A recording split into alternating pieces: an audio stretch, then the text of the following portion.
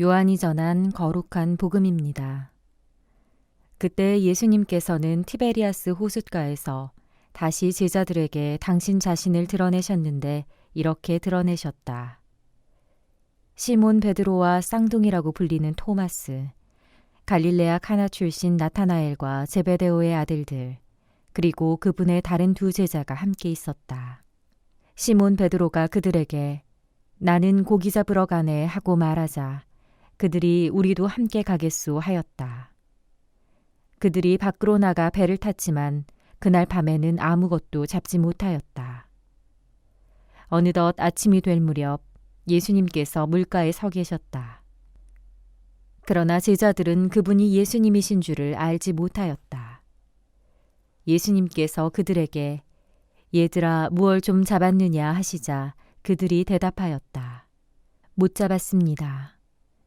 예수님께서 그들에게 이르셨다. 그물을 배 오른쪽에 던져라. 그러면 고기가 잡힐 것이다. 그래서 제자들이 그물을 던졌더니 고기가 너무 많이 걸려 그물을 끌어올릴 수가 없었다. 예수님께서 사랑하신 그 제자가 베드로에게 주님이십니다 하고 말하였다. 주님이시라는 말을 듣자 옷을 벗고 있던 베드로는 겉옷을 두르고 호수로 뛰어들었다. 다른 제자들은 그 작은 배로 고기가 든 그물을 끌고 왔다. 그들은 뭇에서 100미터쯤밖에 떨어져 있지 않았던 것이다.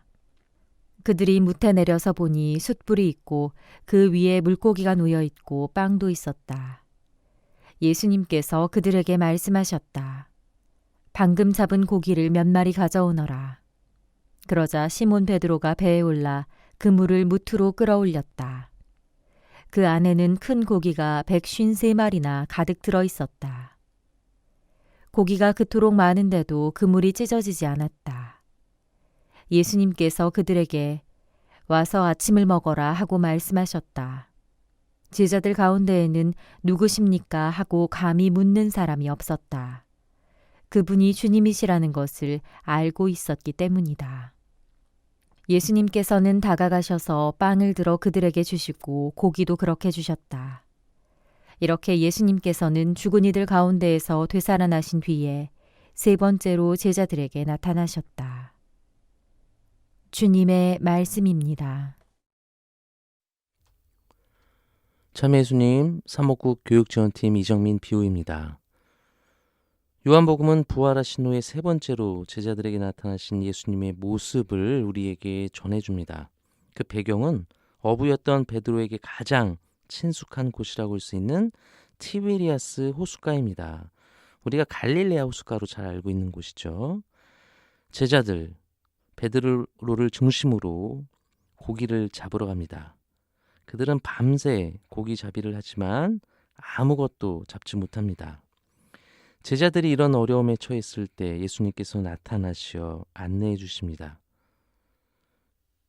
제자들은 깨닫게 돼요. 예수님 없는 삶에 이 고통스러움과 암흑을 깨닫게 되죠. 그들은 암흑 속에 있었습니다. 주님께서 빛을 비춰주지 않는 곳에서는 아무것도 할 수 없음을 복음은 우리에게 분명히 가르쳐 줍니다. 사람의 능력만으로 이 암흑 온전히 걷어낼 수가 없고 이겨낼 수도 없습니다. 비로소 우리 그리스도의 빛, 그 빛 안에 머물게 된 제자들은 원하던 것보다도 더 나은 결과를 얻게 되면서 이 빛의 힘을 체험하게 되죠. 우리도 살아가면서 주님으로부터 등을 돌릴 때가 있어요. 이건 내 능력으로 할 수 있어. 아니야, 이거는 내 능력으로 된 거야. 그래서 때로는 주님도 있지만 때로는 내 주위에 나를 위해 기도하고 희생해 주신 그런 분들까지도 잊어버리는 경우가 있습니다. 그런 유혹이 우리를 마주하고 있죠.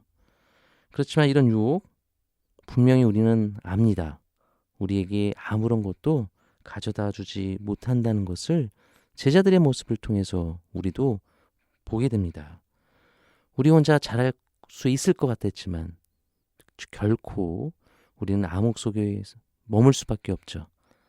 이제 주님의 빛 안으로 들어갈 때, 주님께서 부르심에 우리가 응답할 때, 그때 우리는 빛 안에서 우리가 생각지도 못했던 밝음과 또 기쁨과 감사의 삶을 살아갈 수 있음을 오늘 하루 묵상했으면 좋겠습니다. 아멘.